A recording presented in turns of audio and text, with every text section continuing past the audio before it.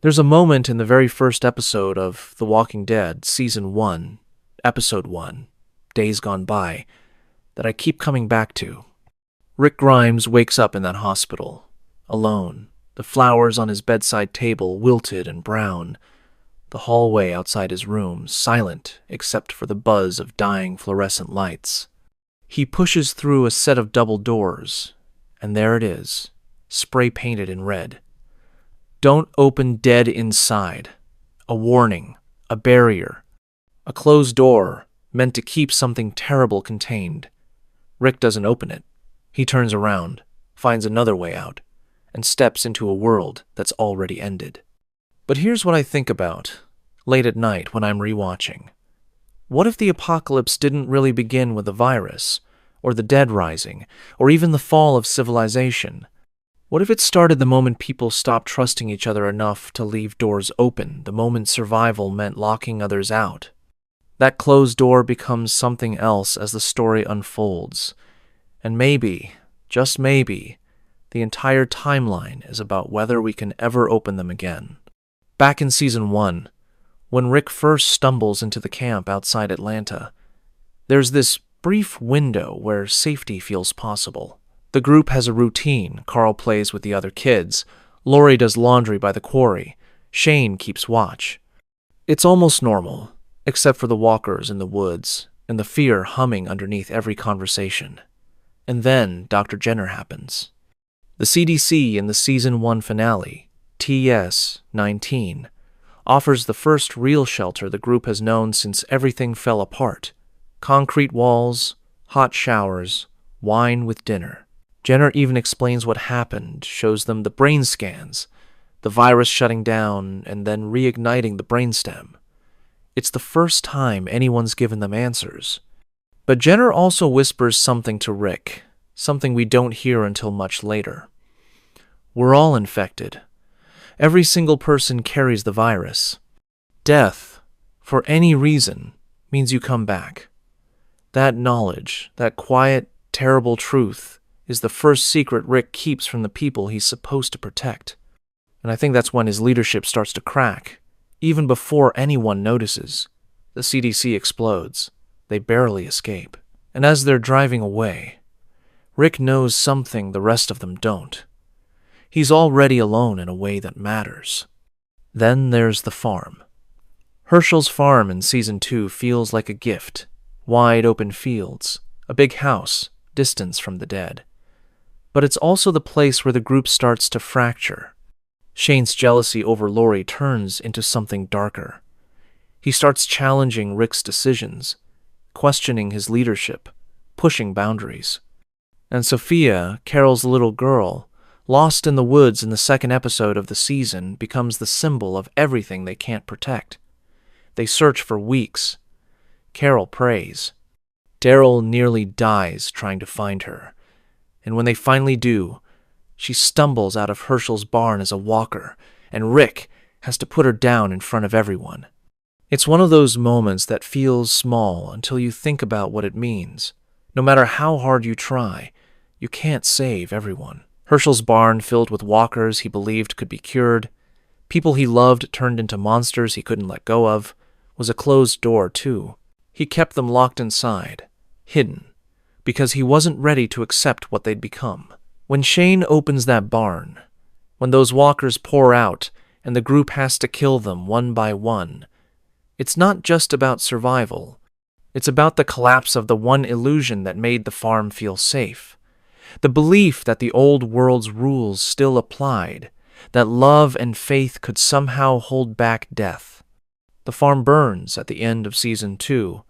The herd overruns it, and as they scatter into the night, the group is more fractured than ever. No plan, no destination, just survival. Every safe place, it turns out, costs someone. That's the pattern, and it's only just beginning. The prison, when they find it in Season 3, feels like the opposite of the farm. It's not soft or hopeful. It's a fortress. Fences, guard towers, thick walls. Rick sees it and knows immediately. This is defensible. They clear it out. Cell block, by cell block, walker by walker. It's brutal work, and it costs them. T-Dog dies saving Carol, Lori dies giving birth to Judith in the worst possible conditions, and Rick breaks. There's an entire episode where he just wanders the prison, talking to Lori's ghost on a disconnected phone, unable to accept that she's gone. Carl has to step up, has to become harder than any kid should be, because his father's too shattered to lead. And while Rick's unraveling, a new threat emerges: the governor. Philip Blake runs Woodbury, a walled community that looks like a functioning town. Electricity, gardens, people living almost normal lives, but underneath, it's rotting. The governor keeps Walker heads in aquariums, uses gladiator fights for entertainment, and rules through fear and charisma in equal measure. He's everything Rick could become if he stopped caring about the cost. Michonne arrives at the prison around this time, silent and wary, carrying a katana and a trauma she doesn't talk about. We learn later that she lost her boyfriend and his best friend to the outbreak, that she kept their reanimated bodies chained and docile as camouflage, that she survived by becoming something the dead can't recognize. Her silence isn't antisocial, it's survival. She doesn't trust easily, and she shouldn't. When she and Andrea end up in Woodbury, Michonne knows immediately that something's wrong. Andrea wants to believe in it, wants to believe the governor can build something good. And that split Michonne's instinct versus Andrea's hope ends with Andrea dying in Season 3's finale, bitten and choosing to end it herself rather than turn. The governor, meanwhile, massacres his own people when they refuse to attack the prison and disappears into the woods. The prison becomes home for a while, gardens, a council, new people. But those fences that keep the walkers out, they also trap everyone inside. When the governor returns in Season 4 with a new group, a tank, and Herschel held hostage, Rick tries to talk him down. He offers to share the prison, to live together. And the governor responds by beheading Herschel in front of everyone, Maggie and Beth's father, the group's moral center, the man who taught them that survival didn't have to mean losing their humanity. That moment, when Michonne's katana goes through Herschel's neck, is the moment the prison stops being home and becomes a tomb. The battle that follows destroys everything.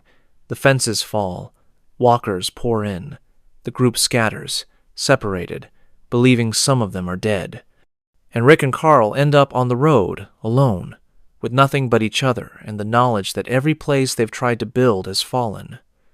The fences didn't save them. The walls didn't keep them safe. If anything, they made them targets. After the prison falls, the group is broken into fragments, each one thinking the others might be dead. Rick and Carl are on their own, and Rick is barely holding it together, wounded, exhausted, questioning everything. There's a moment in Season 4, Episode 9, where Carl yells at him, "You can't protect me. You couldn't protect Judith. You couldn't protect Herschel or Glenn or Maggie." And Rick has nothing to say, because Carl's right. But they're not alone for long. The signs start appearing: sanctuary for all, community for all, those who arrive survive, terminus. It's painted on train cars, spray painted on buildings, written on maps. The promise of safety, of a place where people can rebuild together. One by one, the scattered pieces of the group follow the signs: Maggie, Sasha, and Bob in one direction. Daryl with a hostile group, led by a man named Joe. Glenn and Tara trying to catch up. They all end up at Terminus, a compound surrounded by fences and gardens, with people who seem friendly, who offer them food and a place to rest. But something's wrong. Michonne notices, at first, the riot gear, the same backpack Glenn had, personal items that belong to people in their group. And then the trap springs. Terminus isn't a sanctuary. It's an abattoir. The people there are cannibals, luring in survivors, trapping them in train cars, and butchering them for meat. Those who arrive survive was never a promise to the people who arrived. It was a promise to the people already there. The group ends up locked in a train car, surrounded, with no way out. And that's when Carol, who'd been exiled from the group earlier in the season, who'd been on her own, surviving in the woods, saves them. She walks up to Terminus alone, sees what's happening, and blows the place apart. Fires, explosions, walkers pouring in through the breached fences. It's ruthless and efficient, and it's the moment Carol completes her transformation from the abused, fragile woman we met in Season 1 to one of the group's most dangerous protectors. They escape Terminus covered in blood, and the reunion is brief and silent. There's no celebration, just the shared knowledge that they almost died in the worst way possible, that trust is poison now, that every promise of safety is a lie. And then there's Beth, sweet, hopeful Beth, who'd been kidnapped earlier in the season and ended up in Grady Memorial Hospital in Atlanta, a place that looked like order with cops and doctors, but was really just another system of control and abuse. When the group finally tracks her down in Season 5, Episode 8, there's a hostage exchange. It should be simple, but Beth, in a moment of defiance, stabs the officer in charge and gets shot in the head. Daryl carries her body out, and the look on his face, empty, shattered, is the look of someone who stopped believing that hope is worth the cost. Beth's death doesn't serve the plot in any practical way. It's not strategic. It's just brutal, and that's the point.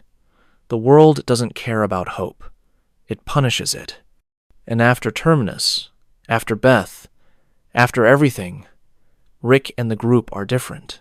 There's a scene on the road to Alexandria where they encounter a group of men, Joe's crew, the same ones Daryl had been traveling with. Joe's about to kill Rick, about to let his men hurt Carl and Michonne, and Rick doesn't hesitate. He bites Joe's throat out, tears it open with his teeth, and then stabs one of the other men to death with his bare hands, while Carl and Michonne watch. It's animalistic. It's terrifying. And it's the moment Rick becomes what Shane always accused him of, being too weak to become. Someone who will do anything, become anything, to protect his family. The closed door from the hospital in Season 1, the one that said, "Don't open dead inside," has been opened, and the dead aren't just outside anymore. They're inside, all of them, waiting. When the group arrives at Alexandria in Season 5, it's almost comical how normal it looks. Houses with porches, solar panels, people in clean clothes having cocktail parties. Deanna Monroe, the leader, interviews each of them on camera, trying to assess whether they're safe to let in. And Rick, covered in road dust, wary, exhausted, can barely believe what he's seeing. Alexandria's walls are tall and strong, but the people inside have been protected from the worst of the apocalypse. They haven't had to become what Rick's group has become. There's a moment early on where Rick shaves, cuts his hair, puts on clean clothes, and almost doesn't recognize himself. The performance of normalcy is uncomfortable, like a costume that doesn't fit anymore. Carl starts going to school. Daryl refuses to stay in a house and sleeps on the porch. Carol pretends to be a sweet, harmless housewife while secretly stealing guns from the armory. And Rick starts to unravel. He sees how soft Alexandria is, how vulnerable, and he becomes convinced that he needs to take control, that Deanna and her people don't understand what survival actually costs. There's a married woman, Jessie, whose husband Pete is abusive. Rick becomes fixated on protecting her, on confronting Pete, and it escalates into a brutal fistfight in the middle of the street. Rick pulls a gun, waves it around, and delivers a wild-eyed speech about how the Alexandrians don't know how to survive, how they'll all die unless they listen to him. It's unhinged. It's dangerous. And it's the moment the group realizes that leadership has broken something in Rick, that the man who's kept them alive is also the man who might destroy the fragile peace they've found. But Alexandria survives. Barely. Because of the group's experience. In Season 6, A herd of walkers threatens to overrun the community, and Rick devises a plan to lead them away. It almost works. And then, in the chaos, Glenn gets trapped on a dumpster, surrounded by walkers, and we watch Nicholas, a cowardly Alexandrian who Glenn had tried to help, who Glenn had spared earlier, despite Nicholas trying to kill him, shoot himself in the head and fall into the herd, dragging Glenn down with him. For weeks, we think Glenn is dead. The show lets us believe it. And then he crawls out from under Nicholas's body, alive, covered in gore. It's a miracle, and it's also a tragedy, because the mercy Glenn showed Nicholas the belief that people could be saved, that redemption was possible, almost got him killed. And in Season 7, that same belief, that same mercy, is what kills him, for real. The Alexandrians' fragility, their lack of preparation, becomes a pattern.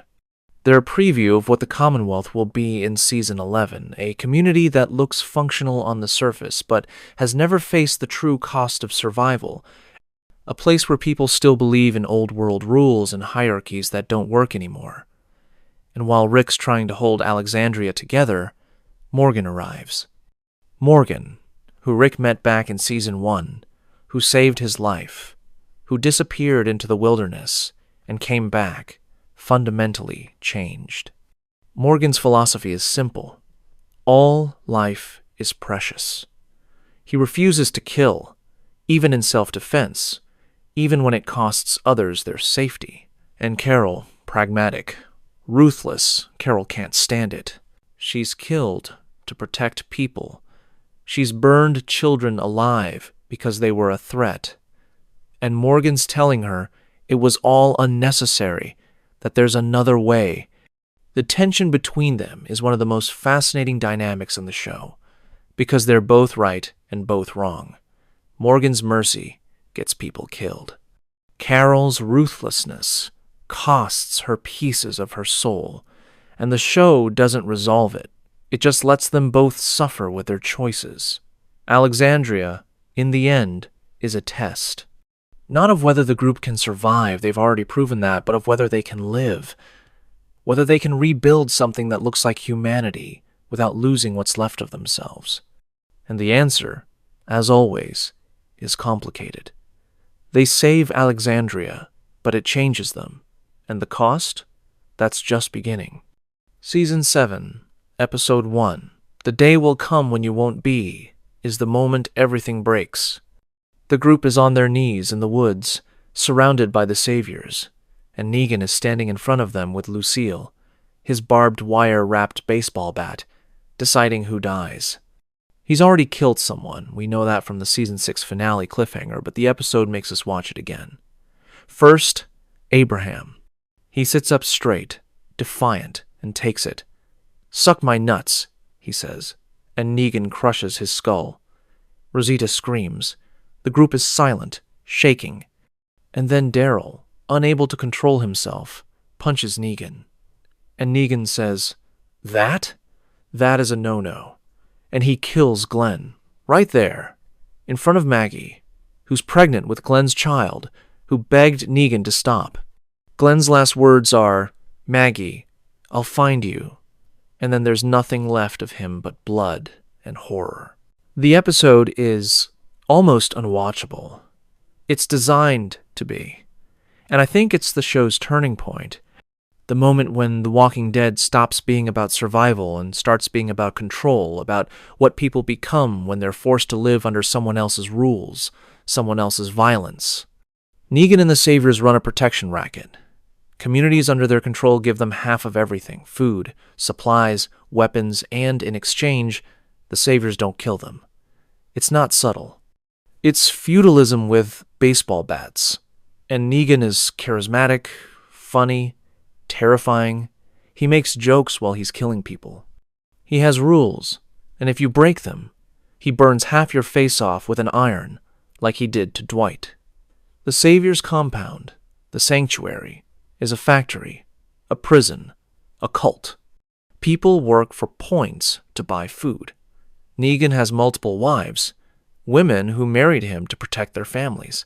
It's dystopian, and it's structured, and it works because Negan understands something fundamental. People will obey if the alternative is watching their loved ones die. Rick is broken after Glenn and Abraham. He does everything Negan says. He scavenges for him, humiliates himself, puts the group's safety above his own pride. There's a scene where Negan takes Judith, holds her, and Rick just stands there, frozen, because he knows if he moves wrong, Negan will kill her. Negan hands her back, smiling, and says, "I just slid my dick down your throat, and you thank me for it. It's vile, and it's the truth. Rick has no power. The group has no power. And for half of Season 7, we watch them learn to live with that, to survive under Negan's control, to become smaller and quieter and more afraid. But Carl doesn't stay quiet. Carl, still a teenager, sneaks into the sanctuary with the intent to kill Negan.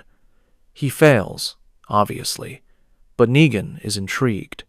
He takes Carl on a tour, shows him how the sanctuary works, makes him take off his bandage, and show the gunshot wound that took his eye back in Season 6. It's cruel, but there's also something almost affectionate in the way Negan talks to him. Negan sees Carl as a younger version of himself, someone who could lead, who could be ruthless, who could survive. And Carl's defiance, his willingness to try, even when it's hopeless, is what starts to shift things, because Rick sees it. He sees his son refusing to break, and it reminds him that he used to be that person too. In Season 8, Rick leads the communities, Alexandria, Hilltop, and the Kingdom, in an all-out war against the Saviors. It's brutal, chaotic, and costly. People die.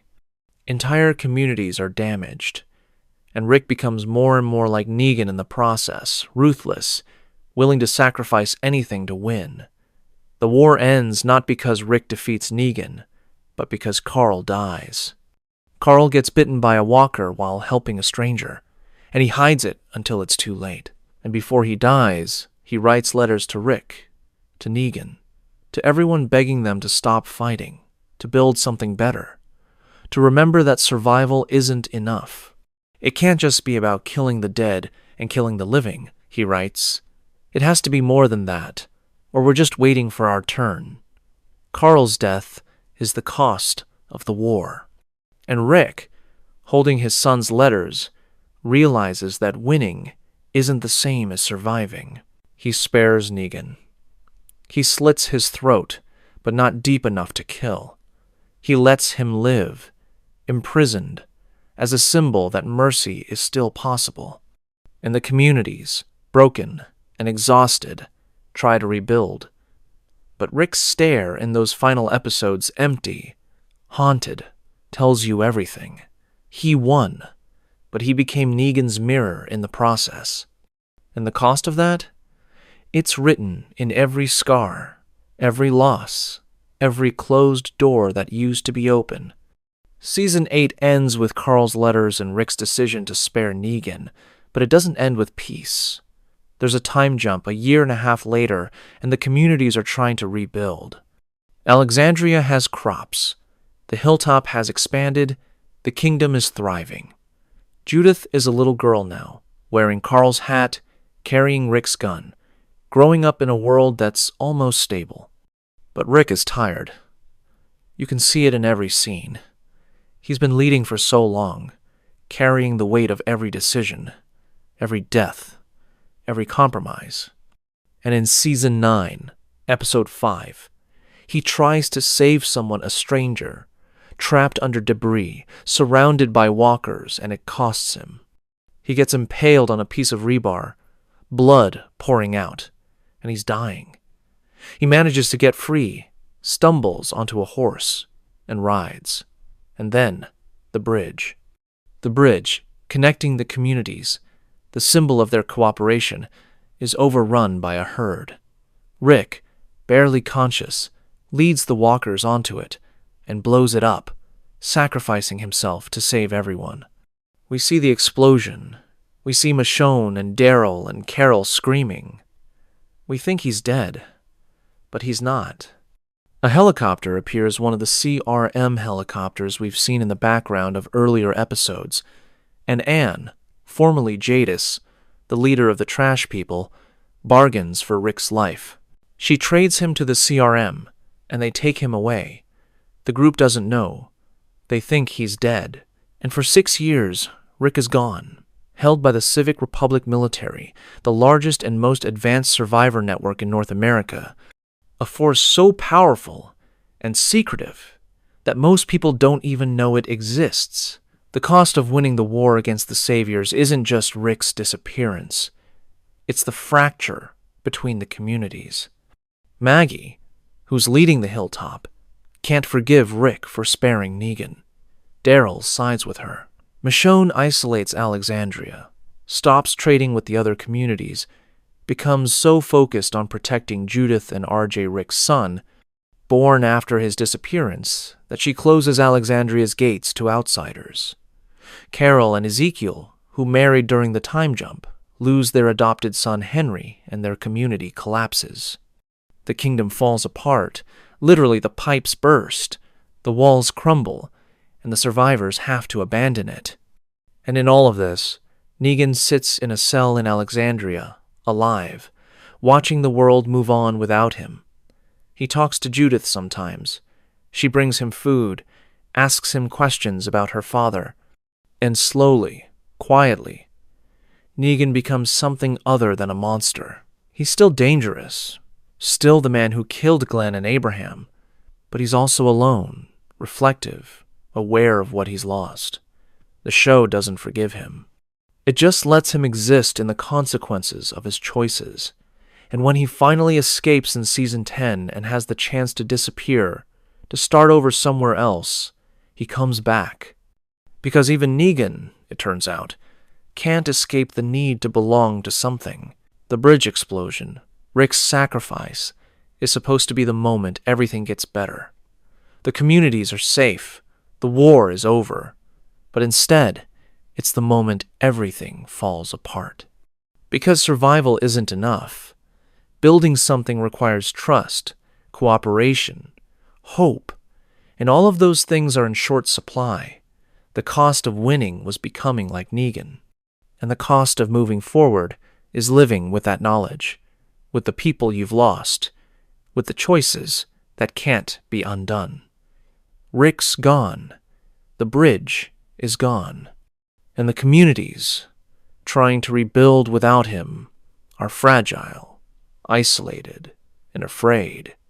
And that fragility? It's about to be tested in the worst way possible.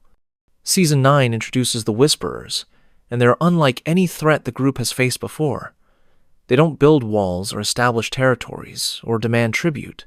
They wear the skins of the dead, walk among the walkers, whisper to each other to avoid detection. They've abandoned everything that makes them human: language, society, individuality, and become part of the herd. Alpha, their leader, is cold, brutal, and utterly pragmatic. She doesn't want to conquer the communities. She just wants them to stay out of her way. She marks a border in the woods, and at the Season 9 finale, she shows Daryl what happens when you cross it. 10 pike poles, each one topped with the severed head of someone the group loved. Tara, who led the Hilltop after Maggie left. Enid, who grew from a traumatized teenager into a skilled medic. Henry, Carol, and Ezekiel's adopted son. And others, friends, allies, people who mattered. It's not a battle. It's a massacre. And it's a message. The Whisperers don't negotiate. They don't compromise. They kill and they move on. The pikes break Carol. She becomes obsessed with hunting Alpha, with making her pay for Henry's death. And in Season 10, Carol's grief leads her into a trap. The Whisperers lure her into a cave system filled with walkers, and the group barely escapes. People die in the dark. Carol blames herself, and the group, Daryl, especially struggles to forgive her. But Carol's pain is understandable. Henry was her son, in every way that mattered, and the Whisperers took him and mounted his head on a spike like he was nothing. How do you come back from that? How do you not become consumed by the need for revenge? And then there's Lydia, Alpha's daughter, who defects to the communities because she can't live the way her mother does anymore. Lydia's caught between two worlds, the brutal survivalism of the Whisperers and the fragile humanity of Alexandria. The communities don't trust her. Some want her dead. But Daryl protects her, and Carol, despite everything, sees in Lydia a chance to save someone, to do for her what she couldn't do for Sophia or Henry. The bond between them is quiet and painful. Two people drowning in trauma trying to pull each other to shore. Alpha doesn't understand it. To her, attachment is weakness. Love is a liability. She even tells Lydia, "You were never one of them, and you will never be one of us." And that rejection, that coldness, is what makes Alpha so terrifying. She's not evil in the way the governor or Negan were. She's empty. She's let go of everything that makes her human, and in doing so, she's become something worse than the dead.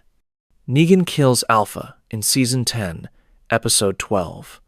He's been playing a long game, pretending to join the Whisperers, earning Alpha's trust, and then slitting her throat when she's vulnerable. He brings her head to Carol, and for a moment, it looks like redemption. But Carol doesn't thank him. She just takes the head and walks away. Because Negan's still the man who killed Glenn. He's still the man who terrorized them for years. One act of violence, even one that helps, doesn't erase that. And Negan knows it. He's not looking for forgiveness. He's looking for a reason to keep existing, to be something other than the monster everyone remembers. Beta, Alpha's second in command, loses his mind after her death. He's been devoted to her completely, treating her like a messiah, and when she dies, he becomes something even more dangerous, a grieving fanatic, leading a massive herd straight toward the communities. The final battle of Season 10 takes place in a hospital, with walkers pouring in, and Beta dies, still whispering Alpha's name. It's tragic, in a way. Beta's devotion is absolute, and it destroys him. The Whisperers are defeated, but the cost is severe. The communities are fractured.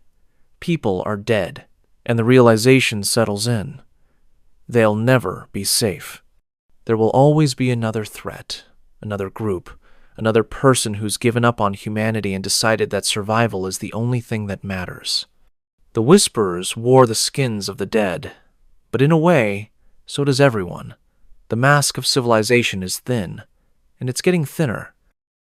Season 11 introduces the Commonwealth, and at first, it looks like salvation. It's massive, 50,000 people living in a network of settlements, with electricity, jobs, schools, currency, even ice cream. Eugene, who's been talking to a woman named Stephanie over the radio, leads a small group to find it. They're desperate for help, for resources, for a chance at something better than constant survival. And the Commonwealth delivers, at first. They're processed, given jobs, assigned housing. Eugene reunites with Stephanie, except she's not the real Stephanie. She's Shira, an intelligence officer running a catfishing operation to assess whether Eugene's group is a threat. The real Stephanie, Max, is working as an assistant to Lance Hornsby, the Commonwealth's ambitious and amoral deputy governor. The Commonwealth is structured like the old world, strict class divisions, economic inequality, generational wealth, determining your position. If you were a lawyer before the apocalypse, you're a lawyer now. If you were a dishwasher, you're still a dishwasher. Pamela Milton, the governor, lives in a mansion and throws galas while people in the lower districts struggle to afford food. It's a parody of civilization, a system that looks functional but is rotting from the inside. Lance Hornsby embodies that rot. He's not violent in the way Negan or Alpha were. He's bureaucratic, manipulative, always 3 steps ahead. He sees Alexandria, Hilltop, and Oceanside as territories to absorb, resources to exploit. He offers them help soldiers, supplies, trade agreements, and in return, he takes control. Slowly, quietly, he positions Commonwealth forces in their communities, undermines their leaders, and when they realize what's happening, it's almost too late. Lance is the kind of villain who kills you with paperwork, who uses the illusion of safety to strip away your autonomy. And he's terrifying, because he's not wrong about everything. The Commonwealth has resources the other communities desperately need. The cost is just higher than anyone wants to pay. Bureaucracy as violence, that's what Lance represents. And the show is smart enough to make him charming, reasonable, even likable at times. So you almost don't notice how much damage he's doing until it's done. The CRM helicopters, which we've seen in the background since Season 9, become more significant here. The Commonwealth is connected to the Civic Republic military, the shadow organization that took Rick, and it's implied that the Commonwealth's stability comes from CRM support. The CRM is introduced properly in The World Beyond, a spin-off that reveals they're not just survivors. They're a military dictatorship conducting experiments on walkers, trying to find a cure, and willing to commit genocide to maintain control. They destroyed Omaha, a settlement of nearly 100,000 people, because Omaha's leaders were planning to break away from CRM control. They're the largest organization left in North America, and they operate in complete secrecy, wiping out entire communities to protect their interests.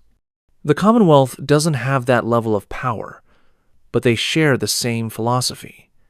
Control is survival, and survival justifies anything. And Rick, somewhere out there, is caught in the middle of it, held by the CRM, trying to escape, trying to find his way home. We don't see him in Season 11, but his absence is everywhere in Judith's hat, in Michonne's departure to find him, in the knowledge that the world is bigger and more dangerous than anyone realized. The Commonwealth storyline runs parallel to Rick and Michonne's story in The Ones Who Live, and the implication is clear. The communities have been fighting for survival in their corner of Virginia, while an entire empire has been operating in the shadows, deciding their fates without them even knowing. And that realization that they've been so focused on local threats that they missed the largest one is chilling. Safety, it turns out, is always conditional, and the Commonwealth, for all its resources and structure, is just another closed door. It keeps people in as much as it keeps threats out. And the people inside are starting to realize that they're not citizens. They're prisoners. The Commonwealth's fragility becomes undeniable in the final stretch of Season 11. Connie, who's been working as a journalist for the Commonwealth, uncovers the truth about the lower district's people disappearing, forced labor, a system designed to keep the poor desperate and compliant. She publishes the story, and it ignites riots. The people have had enough. They storm the gates, demand accountability, and Pamela Milton responds with violence. She orders her soldiers to fire on the protesters, to protect the status quo at any cost. And that's when Mercer, the head of the Commonwealth military, makes a choice. He spent the entire season enforcing Pamela's orders, maintaining the system, believing that structure is what keeps people alive. But when he sees her willing to massacre her own citizens, he turns. He sides with the people, with the revolution, and it's one of the most powerful moments in the season, not because it's dramatic, but because it's quiet. Mercer doesn't give a speech. He just steps aside, lets the people through, and refuses to be the instrument of their oppression anymore. Daryl is captured and tortured during this time, accused of being a traitor, beaten in a Commonwealth cell. He doesn't break. He's been through worse. But there's a moment where you see the exhaustion in his eyes, the weight of surviving this long, fighting this many battles, losing this many people. Daryl's never been the leader. He's always been the one who follows, who protects, who endures.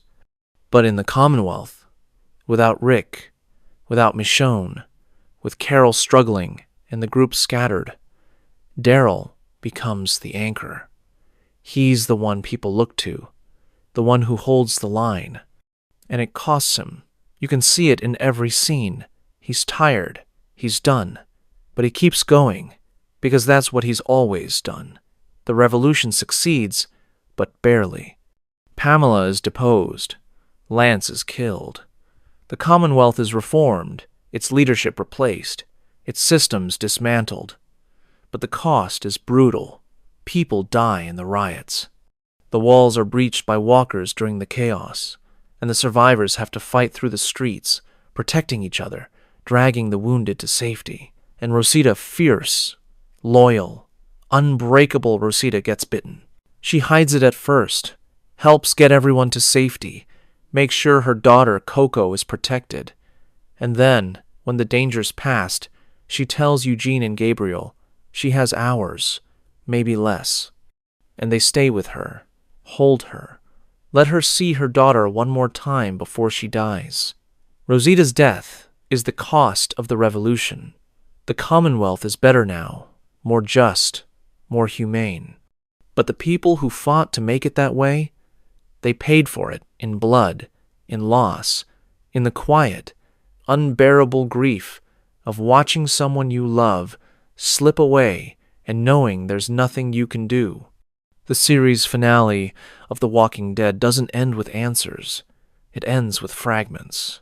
Judith and RJ are growing up in a world that's safer than the one their parents survived, but still dangerous, still fragile. Daryl leaves Alexandria, heading out on his own, searching for something, maybe Rick, maybe just distance from the pain. Carol stays, becomes a leader in Alexandria, tries to build something that lasts. Maggie and Negan leave together, reluctantly, bound by circumstance and the shared knowledge that they can never escape what happened between them. And Rick and Michonne are out there, somewhere, fighting the CRM, trying to survive, trying to find their way home. The door is open now. The communities are connected. The Commonwealth is reformed. But the question remains, did they survive because of the choices they made, or despite them? Did the violence, the loss, the compromises make them stronger, or did it just break them slowly, piece by piece, until survival was all they had left? The show doesn't answer. It just shows you the faces of the people who made it this far, and lets you decide what it cost them. And maybe that's the point. Maybe survival is always ambiguous. Maybe the apocalypse didn't end when the walls went up or the communities formed. Maybe it's still happening, slowly, in the hearts of the people who lived through it. And the revolution, the one in the Commonwealth, the one in every community trying to build something better, it succeeds. But the people who fought for it, they're never the same. They survive, but they carry the weight of it forever. And that weight, that cost, is written in every scar, every loss, every moment of silence when someone looks at an empty chair and remembers who used to sit there. The Ones Who Live is the story of Rick and Michonne, separated for years, trying to find each other across an empire. Rick didn't die on that bridge. He was taken by the CRM, held at a military base, forced to serve as a soldier in their army. He tried to escape once, was caught, and was told that if he tried again, Alexandria would be destroyed. So he stopped trying. He stayed, became Sergeant Major Grimes, led missions, followed orders, and buried the man he used to be. Because the CRM doesn't just control territory, they control information, loyalty, and hope. They're a machine, and Rick is a part of it, trapped by the knowledge that rebellion means death for everyone he loves. Michonne leaves Alexandria years after Rick's disappearance because she finds evidence that he's alive. His boots, marked with a drawing of her and Judith, left at a shoreline as a message.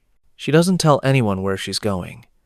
She just leaves Judith and RJ in the care of Daryl and Carol, and she goes looking. And when she finally finds Rick, he's not the same. He's scarred, traumatized, convinced that he can never go home, that the CRM will kill everyone if he tries. He tells her to leave, to forget him, to go back to their children. And Michonne refuses, because love, in The Walking Dead, is the only thing that's ever been stronger than survival. Okafor, a CRM officer who's been mentoring Rick, reveals a plan. He wants to reform the CRM from the inside, to dismantle its authoritarian structure, to create something better. He believes Rick is the kind of leader who can help him do it. But before they can act, Okafor is killed by Major General Beale, the CRM's supreme commander, a man who believes that survival requires genocide, that the only way to save humanity is to destroy anyone who threatens the CRM's control. Beale's philosophy is chilling in its logic. He's not a sadist. He's a pragmatist. He's calculated that the human race will go extinct unless someone makes the hard choices, the unforgivable choices, the ones that sacrifice millions to save thousands. And he's convinced Rick to see the world the same way, to accept that safety requires empire, that hope is a luxury, that love is a weakness. But Michonne changes everything. She reminds Rick who he is, what he's fighting for, why survival is meaningless if you lose everyone you love in the process. Together, they destroy the CRM's command structure, kill Beale, and escape. It's not a clean victory. The CRM still exists, fractured but not destroyed. And Rick and Michonne don't go home. They stay behind, working to dismantle the organization from the inside, to protect their children by making sure the CRM can never threaten them again. It's a sacrifice. They choose the mission over the reunion. They choose to save the world instead of seeing their kids grow up. And it's heartbreaking, because they're doing what Rick has always done, carrying the burden so others don't have to. The closed-door motif transforms here. Back in Season 1, the hospital door was a warning, a barrier meant to keep the dead contained. But Rick and Michonne, after everything, choose to open the door, to face the Empire, to dismantle it, to risk everything for the possibility that their children might grow up in a world where safety isn't conditional, where walls aren't prisons. The CRM represents the ultimate closed system, a society so controlled, so paranoid, so willing to sacrifice anyone outside its walls that it's become indistinguishable from the apocalypse it claims to be fighting. And Rick and Michonne, by choosing to fight it, are choosing hope over safety, love over survival, humanity over empire. They don't know if it'll work. They don't know if they'll ever make it home. But they try anyway, because that's what The Walking Dead has always been about. The fragile, impossible belief that even in the worst world imaginable, love and hope and connection are worth fighting for. The reunion transforms the motif. The closed door is opened, not because it's safe, but because staying behind it means accepting that the world will never change, that the apocalypse is permanent, that survival is all there is. And Rick and Michonne refuse to accept that. They open the door, step through, and face the Empire together. And that choice, that willingness to risk everything for the possibility of something better, is the heart of the entire series. Dead City takes place in Manhattan, years after the main series ends. The city is overrun, a graveyard of skyscrapers and empty streets, and Negan is trying to build a new life, away from the people who remember what he did. But Maggie finds him, because Herschel, her son, named after her father, has been kidnapped by a man called the Croat, one of Negan's former saviors, someone who worshipped Negan and became a monster in his image. Maggie hates Negan. She spent years hating him, but she needs him, because the Croat won't negotiate with anyone else. So they go to Manhattan together, a forced partnership built on resentment and necessity, and the tension between them is unbearable. Maggie wants Negan dead. She's wanted him dead since the moment he killed Glenn, but she also needs him alive, at least until Herschel is safe. And Negan, for his part, understands that he's never going to be forgiven. He's not looking for redemption anymore. He's just trying to survive the consequences of who he used to be. The Croat is everything Negan could have become if he'd never stopped. He's charismatic, brutal, and utterly without remorse. He's built a cult of personality in Manhattan, ruling over a community of survivors who worship him, fear him, and obey him without question. And when Negan confronts him, the Croat tells him the truth. "You taught me this. You made me who I am." And Negan can't argue, because the Croat is right. Every act of violence, every rule, every moment of terror that Negan inflicted on others, he passed down. And now, faced with the man he created, Negan has to decide whether he's changed or whether he's still the same person who burned faces and crushed skulls. The show doesn't give him an easy answer. It just puts him in impossible situations and makes him choose. Maggie and Negan save Herschel, but the cost is heavy. Manhattan is a tomb, filled with the dead and the people who've given up on being anything else. And the partnership between Maggie and Negan doesn't end in forgiveness. It ends in exhausted coexistence. Maggie tells Negan, "I will never forgive you, but I can live with you being alive." And that's as close to peace as they'll ever get. Forgiveness, in The Walking Dead, isn't healing. It's survival math. It's the calculation you make when you realize that holding on to hate costs more than letting it go, even if the hurt never fades. Maggie doesn't forgive Negan because he deserves it. She doesn't forgive him because he's changed. She forgives him because carrying the weight of that rage is too heavy, and she has a son to raise, a community to protect, a life to live. And Negan? He's not redeemed. He's just alive, living with the knowledge that he destroyed lives, ruined families, and can never make it right. The best he can do is try not to do it again. And maybe that's all redemption ever is in this world, not absolution, but the refusal to repeat the worst parts of yourself. Dead City ends with the two of them walking away from Manhattan, not as friends, but as survivors who've been through hell together and come out the other side still breathing. And that door between them, the one that's been closed since the moment Negan killed, Glenn doesn't open, but it cracks, just a little, enough to let a sliver of light through, enough to let them both survive without destroying each other. And in this world, that's as close to hope as you're going to get.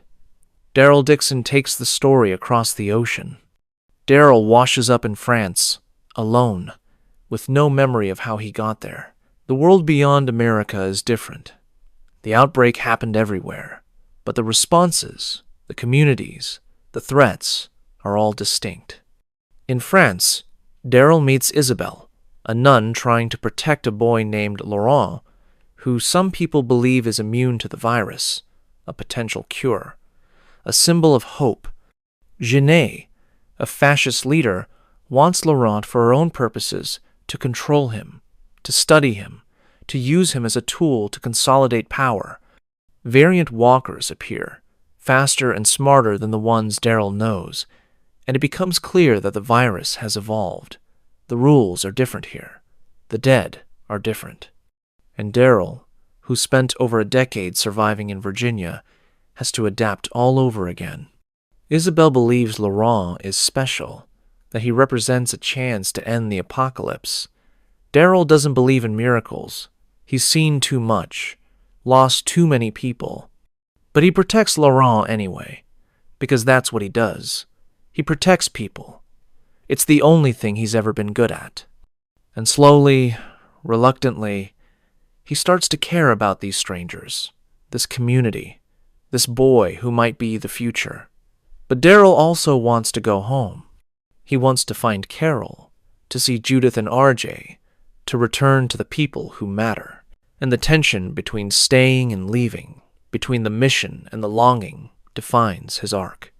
In Season 2, Carol arrives in France, having tracked Daryl across the Atlantic. Their reunion is quiet and complicated. Carol's been struggling since the Whisperers, since Henry's death, since the long years of fighting and loss. And Daryl's been carrying his own weight, the exhaustion of survival, the guilt of everyone he couldn't save. They don't talk about it much. They just exist together. Two people who've been through the worst of it and are still here, still trying. And that bond, the found family connection that's always been at the heart of The Walking Dead, is what keeps them going. Not hope, not a cure, just the knowledge that they're not alone. The virus evolving is a terrifying development. For over a decade, the walkers have been predictable, slow, mindless, dangerous in numbers, but manageable. The variant walkers change that. They climb. They problem solve. They move with intent. And if the virus is still evolving, still adapting, then the apocalypse isn't over. It's just changing. Survival's meaning is no longer just about outlasting the dead. It's about adapting faster than they do, about recognizing that the rules you've learned might not apply anymore, about accepting that safety is always temporary. Jeanette represents the other side of survival, the authoritarian impulse, the belief that control and science and power can solve the apocalypse. She's not wrong that Laurent might be important, but her methods, her willingness to sacrifice anyone in pursuit of that goal, turn her into the same kind of threat the CRM represented. And Daryl, who spent years fighting people like her, has to do it all over again in a country he doesn't know, speaking a language he doesn't speak, surrounded by people who don't trust him. And he does it anyway, because that's who Daryl is. He's not a leader. He's not a visionary. He's just a man who refuses to quit, who protects the people in front of him, who survives because he doesn't know how to do anything else. Daryl Dixon reframes survival. It's not just about staying alive. It's about what you do with the life you have, about whether you spend it searching for home or building a new one, about whether you hold on to hope or let it go because it hurts too much. And Daryl, standing on a beach in France, looking out at the ocean that separates him from everyone he loves, has to make that choice. The door between him and home is open. The ocean is the barrier now. And whether he crosses it, whether he goes back or stays, is the question the show leaves hanging. Because survival, in the end, is never just about living. It's about what you're living for. And if you don't have an answer to that question, then you're already lost. The timeline doesn't end. It loops, like survival itself. Judith is growing up in Alexandria, wearing Carl's hat, carrying Rick's gun, learning the stories of the people who came before her. She knows her father sacrificed everything. She knows her mother is out there, fighting to dismantle an empire. She knows her brother RJ will never meet the parents who love them enough to stay away. And she's learning the same lesson everyone before her learned. Survival is a cycle. You fight, you lose, you rebuild, and then you fight again. Carl's letter, written before he died, becomes the guiding philosophy for the next generation. It can't just be about killing the dead and killing the living, he wrote. It has to be more than that, or we're just waiting for our turn. And Judith believes that. She has to, because if survival is all there is, if the cycle never breaks, then what was the point of everything her family sacrificed? The communities endure. Alexandria is still standing, its walls repaired, its people rebuilding. Hilltop is restored. The Commonwealth is reformed, its class system dismantled, its leadership replaced by people who believe in equity and cooperation. But endurance isn't the same as thriving. The communities are fragile. They're held together by the people who've survived this long, by the leaders who've carried the weight of impossible decisions, by the next generation who didn't choose this world but are trying to make something of it anyway. And every ending births new leadership. Judith will lead someday. RJ will grow up. The children who survived will become the adults who decide what comes next. And they'll face their own threats, their own moral dilemmas, their own version of the question that's haunted every character since the beginning. What are you willing to sacrifice to survive? And is survival worth it if you lose who you are in the process? There's a door in Alexandria, one that's been repaired so many times it's more patched than original wood. It's always been closed at night, locked against the walkers, the bandits, the threats outside. But now, in the final moments, someone leaves it open, not carelessly, intentionally, as a signal, maybe, that they're not afraid anymore, or as an acknowledgement that closing the door never really kept them safe, it just gave them the illusion of control. Trust is fragile hope. It's the choice to believe that the person on the other side of the door isn't a threat, that cooperation is possible, that the world can be something other than an endless war. And maybe that's naive. Maybe it's dangerous. But it's also the only way forward. Because the alternative is a closed door, a locked gate, a walled city that's indistinguishable from a prison. And if the apocalypse taught them anything, it's that walls don't save you. People do. Or they don't, but you have to try. The timeline doesn't end with certainty. It ends with possibility. Rick and Michonne are out there, dismantling the CRM, trying to make the world safe enough that their children don't have to fight the same battles. Daryl is in France, protecting a boy who might represent a cure, or might just be another kid trying to survive. Maggie and Negan are trying to coexist, to live with the weight of what happened between them. Carol is leading Alexandria, building something that lasts. Judith is growing up strong, fierce, hopeful. And somewhere, in the background, the virus is still evolving. The dead are still walking. The threats are still emerging. The apocalypse isn't over. It's never over. But the people who survived it, the ones who fought and lost and kept going anyway, they've proven something, that humanity endures. Not because it's strong, but because it refuses to quit. Not because it's good, but because it tries to be. And maybe that's enough.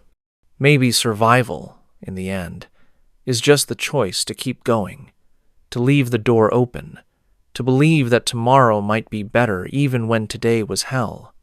The timeline loops because that's what survival is, a cycle of loss and hope, of closing and opening, of falling and getting back up. And the people who lived through it, they carry the weight of every choice, every loss, every moment they chose to keep going when it would have been easier to give up. That weight doesn't go away. It just becomes part of who they are. And the door, that symbolic, fragile, impossible door, stays open because they chose to leave it that way. Because trust is the only thing left worth fighting for. We're back in the hospital hallway now, the one from the very first episode. The same silence, the same flickering lights, the same empty corridor. But this time, it feels different. Rick woke up here once, alone, confused, stepping into the end of the world. And now, years later, after everything, the hallway isn't a tomb, it's a passage. The door at the end, the one that said, "Don't open dead inside," is cracked open now, not because someone forced it, because someone chose to. And through that crack, you can hear something distant, faint, but there. Voices, people talking, laughing, surviving. The dead are still inside, in a way. The trauma, the loss, the weight of everything that's happened. But the living are outside, and the door between them is open, not wide, not safe, but open. And that's the question, isn't it?